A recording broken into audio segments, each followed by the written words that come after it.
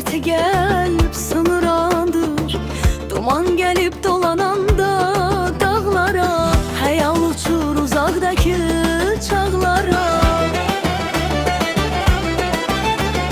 Kaybolarım yaşıl yaşıl bağlara, yüreğimde sönmez feğan o dağlar. Gözüm kalıp sende güzel, şair oludum. Unutmadım kucağında, büyüdüm babalarım nasihatim.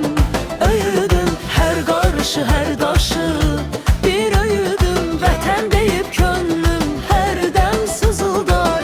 Gözüm kalıp sende güzel, şair oludum.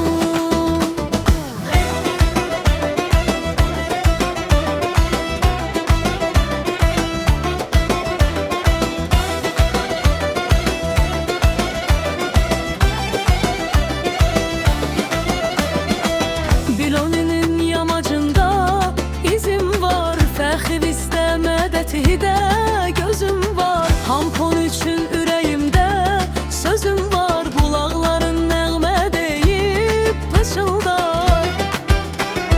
Gözüm qalıb səndə gözəl, şair oldum. Sığılırdın o uca vüqarlı daşı, kişi hali bulağının saf yaşı. Kan gitib bəzəyib, hər bir yaddan çıxmaz başı. Sanki sənin varı var, çəni var, gözüm ağım. Halbəğəv saxstəro, sərin mehdir şoin siyosu. Səhər şehidi bu el ziyalı var, mərdə dehidik səndən ayrı düşən candan usandım. Gözüm kalıp sende güzel, şair oldum.